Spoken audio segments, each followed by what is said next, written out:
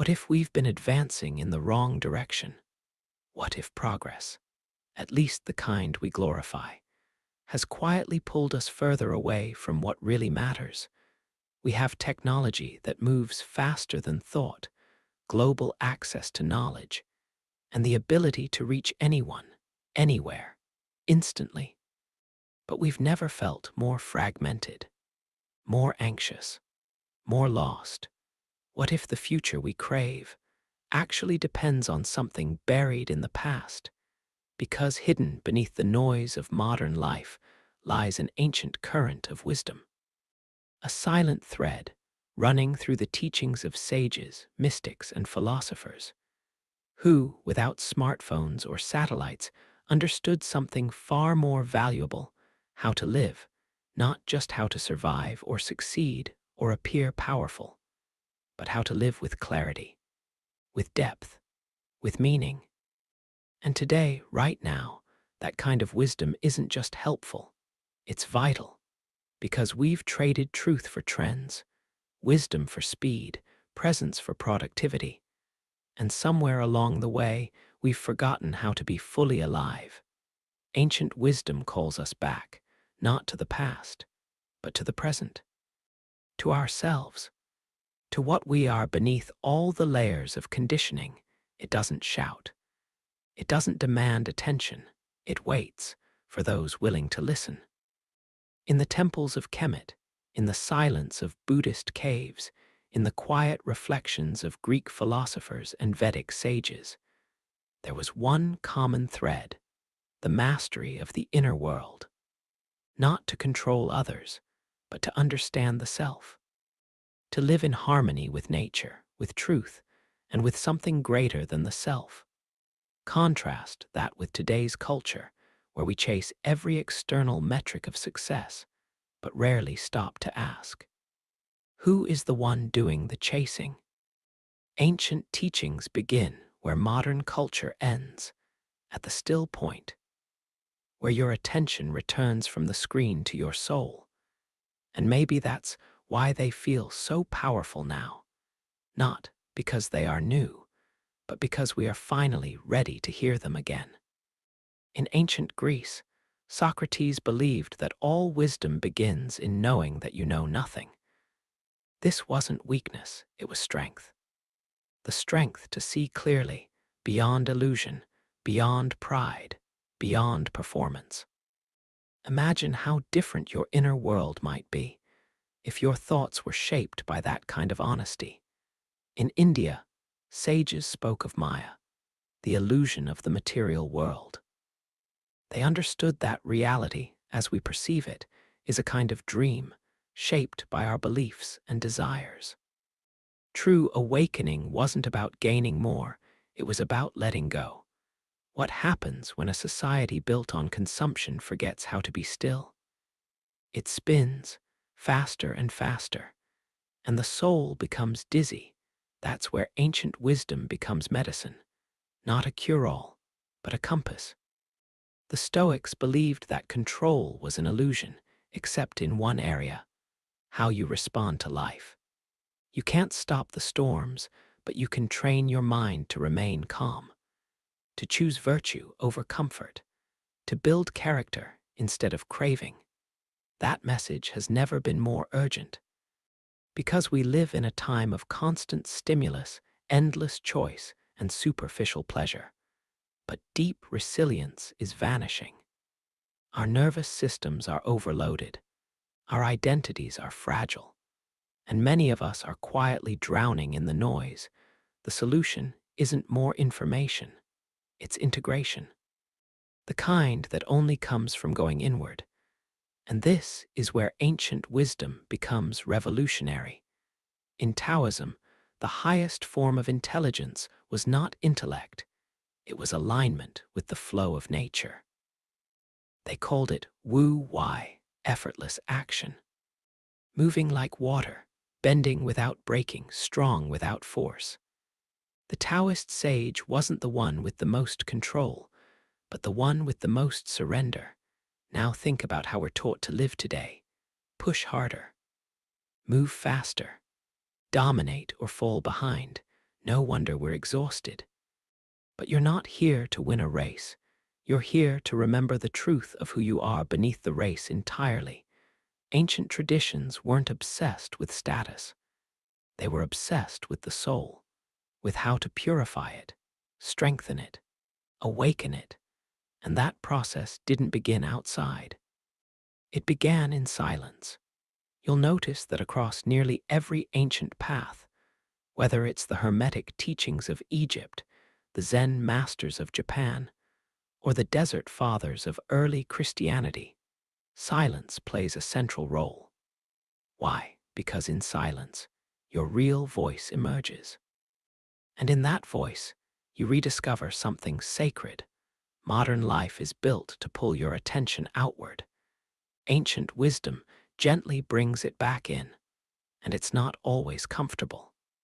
Because when you begin to turn inward, you'll face everything you've been avoiding. But that's the beginning of transformation. Buddhist teachings don't promise you a pain-free life. They offer a different kind of freedom, the end of unnecessary suffering, to see thoughts as passing clouds, to sit with emotion without becoming it, to meet the present moment without resistance. That's not passivity. That's real power. In ancient mystical traditions, pain was not something to be feared. It was a doorway. The alchemists believed that the lead of human experience, fear, shame, doubt, could be transmuted into gold, but only through inner fire, through discipline, through devotion, not devotion to dogma, but to truth. And that's the key difference. Ancient wisdom is not a belief system. It's a lens, a way of seeing. And once you see through it, you can never go back. You begin to notice what's real beneath what's loud, what's eternal beneath what's trending, what's sacred beneath what's sold. And slowly, the chaos around you begins to lose its grip. Because when your roots are ancient, you don't sway with every storm. To the ancient mind, wisdom wasn't about knowing more. It was about being less distracted, less reactive, less divided inside. Modern culture rewards quick answers. But the ancients trained themselves to sit in the unknown because they knew that true understanding ripens in silence, not speed. They didn't ask, "How can I get what I want quickly?" They asked, "What is truly worth wanting?" And that question, it changes everything. In today's world, we're overwhelmed with options. But that abundance often leads to paralysis, not peace. We scroll through endless choices, yet feel empty when it's over. Ancient wisdom, by contrast, is subtractive. It simplifies. It clears space. It teaches you to stop grasping at everything and start aligning with what already belongs to you. The Hermeticists had a principle. As within, so without. Your outer reality is a mirror of your inner state. This isn't metaphor, it's law. And once you understand that, blame loses its appeal. You stop trying to control the external and start mastering the internal. Because the moment your perception shifts, your world does too. And this is where ancient teachings become almost dangerous to the modern system. Because they give power back to the individual. You no longer need to be endlessly entertained. You don't seek approval in hollow places. You stop being a consumer of life and become a creator of it. But to reach that point, you must first pause. Step outside the machinery of modern conditioning and ask, what beliefs have I inherited that no longer serve me? Who benefits from my distraction? When did I last feel truly present, even for a moment? These are revolutionary questions, not because they cause rebellion, but because they birth sovereignty. The mystics knew this, which is why they taught in paradox, in riddles, in silence. Not to confuse, but to bypass the thinking mind and speak directly to the soul. They understood something science is only beginning to admit, that the conscious mind is not the king, it's the servant. And that true change begins not in thought, but in vibration. Yes, vibration. In ancient India, it was called prana. In Egypt, it was heka. In China, kai. In early Christianity, spiritus, energy, breath, life force. Today, we may dismiss these as poetic metaphors, but the ancients worked with them directly. They didn't just talk about energy. They moved it, directed it, stored it, expanded it, and when your energy is clean, your mind becomes clear. When your energy is aligned, your path becomes visible. This is why so many ancient practices began with the body, not because they were primitive, but because they were holistic. They understood the body as a vessel for consciousness, a temple that reflects the state of the soul. Contrast that with today's world, where we're disconnected from our own rhythms. We sleep with glowing screens, eat on autopilot, and numb ourselves from sensation. We seek stimulation, but avoid presence. But you can't access ancient wisdom from a scattered state. You must return. To breathe, to posture, to attention. And slowly, the wisdom reveals itself, not as information, but as direct knowing. This is what the mystics called gnosis, not learning about truth, but becoming intimate with it, and it always begins within. Even the oldest spiritual maps describe the journey inward as a descent before it becomes an ascent. First, you confront the layers of false identity, the ego masks, the survival strategies, the inherited beliefs. Then, through that fire of awareness, you emerge lighter, clearer, real. This inner journey is the root of all true transformation, but it's not marketed. It doesn't go viral, because it requires everything the modern mind resists: patience, honesty, surrender. And yet, once you taste it, you never go back, because you realize that peace isn't something you find. It's something you remember. And suddenly, the most ordinary moment becomes sacred: a breath, a glance, a walk in silence. You begin to hear life again, not as background noise, but as a symphony, not as chaos, but as a conversation. Because ancient wisdom doesn't just change your thinking, it reorders your perception of reality itself. Suddenly, everything you dismissed as coincidence begins to feel like synchronicity. You notice symbols, numbers, dreams. Your intuition sharpens. Your reactions slow down. Your inner world stabilizes, and with it, the outer world softens. This isn't magic. It's alignment, and the ancients knew. When you live in alignment, you don't need to force, you attract. You don't need to chase, you become. But here's the paradox. To reach that state, you must first stop seeking it. You must turn your gaze inward, not with urgency, but with humility, because the greatest truths don't scream for attention, they whisper. And in a world that's addicted to noise, that whisper is everything. Now ask yourself, what kind of power would you hold? If you no longer needed the world's validation, what kind of freedom would open if your mind were truly your own? That is what ancient wisdom offers, not a new belief, but a new way of being. One rooted in presence, in harmony, in self-awareness. And that's why it's more relevant now than ever. Because modern systems want you fragmented, distracted, dependent, but ancient wisdom makes you whole again. It reminds you, you are not your thoughts. You are not your fear. You are not your status, your past, or your roles. You are the awareness behind it all. And when you live from that place, you don't need to fix the world. You radiate into it, like the sun, silent, constant, transformative. The modern mind wants answers, but the ancient soul seeks understanding. This is the final bridge between the old world and the new, not information, but transformation. Because what we truly long for isn't more data, it's depth, meaning, coherence between the world around us and the world within us. And that's why ancient wisdom is resurfacing now, not as superstition, not as fantasy, but as the one language deep enough to speak to our condition.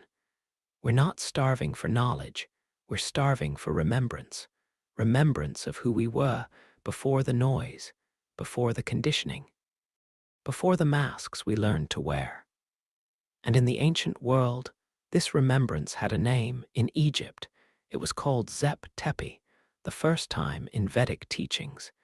It was Satya Yuga, the age of truth. In mystical Christianity, it was Eden, not a place, but a state of pure awareness. The ancients weren't trying to escape life, they were trying to embody it more fully, to strip away illusion, so the light could pass through unobstructed. But today, we do the opposite. We add more layers, more goals, more filters, and wonder why we feel so far from ourselves. Ancient wisdom, like a mirror, invites us to subtract, to simplify, to sit in silence until what's true begins to surface on its own. And what surfaces is often surprising. Not a new identity, but the absence of identity. Not a louder self, but a quieter presence. You begin to notice what no one teaches in school. That wisdom doesn't make you feel more important. It makes you feel more connected to the earth, to breathe, to others, to the invisible current moving through all things. And that's where real power lies, not in domination, but in communion. Because when you realize that every being carries a fragment of the same divine source, you no longer need to manipulate the world. You trust it. You work with it. You become part of the pattern, not a disruption to it. This was the heart of indigenous teachings all over the world. Live in right relation with yourself, with nature, with the unseen. They knew something we've forgotten in our pursuit of control. That disharmony within leads to destruction without. But when the inner world is aligned, the outer world transforms naturally. This is why rituals mattered, not for superstition, but for synchronization. A way to bring body, mind, and spirit into harmony with the rhythms of the earth, the moon, the cosmos. We call these things primitive. But what's more primitive than being ruled by your impulses, your ego, your fear? Modern man has reached the moon, but forgotten how to listen to his own heartbeat. Ancient wisdom teaches that the external journey means nothing without the internal one. That the hero's path isn't just outward, it's inward, slaying the dragons of illusion, facing the mirror, reclaiming the light that was buried beneath shame. And this work, it's not glamorous, it won't trend, but it's the most important work you'll ever do. Because no technology, no ideology, no artificial intelligence will ever substitute for an awakened human soul. And that's what this world needs now, not more clever minds, but more conscious hearts. It doesn't matter how advanced our cities become, how fast our machines evolve. If we forget how to love, how to listen, how to live from truth instead of fear, then all our progress is just motion without direction. So the question becomes, in the midst of all this noise, how do you return to wisdom? The answer, as always, is simple, but not easy. You slow down. You pay attention. You question the stories you've inherited. You create space for silence, for stillness, for the sacred to re-enter your life. You let go of the addiction to urgency and rediscover the art of presence. And you start small. Because ancient wisdom doesn't demand that you change your entire life overnight. It asks you to begin where you are, with your next breath, your next thought, your next choice. That's where the world shifts, the Buddha said. If you want to know the past, look at your present. If you want to know your future, look at your present. Everything begins here. Now, this is the power ancient teachers carried, not because they had superpowers, but because they lived with awareness. They lived on purpose. And so can you. The Stoics sat with discomfort instead of avoiding it. The Taoists flowed with life instead of resisting it. The mystics surrendered their ego instead of feeding it. And each of them, in their own way, touched a freedom that can't be bought, sold, or manufactured. That freedom is still available, not in some hidden temple, not in a distant lifetime, but right here, behind your next moment of clarity. You don't need to escape the modern world to remember ancient truth. You just need to live from it, because the greatest act of rebellion now is inner peace, is discernment, is stillness in the storm. That's how you walk with power in a disoriented world. So ask yourself now, what wisdom from the past is calling you home? What truth have you been avoiding that's ready to be reclaimed? And what would change in your life if you stopped chasing the future and started living from the eternal? Let me know about it in the comments. What ancient teaching or idea feels most alive in your life right now? Your answer might inspire someone else to begin their own path inward.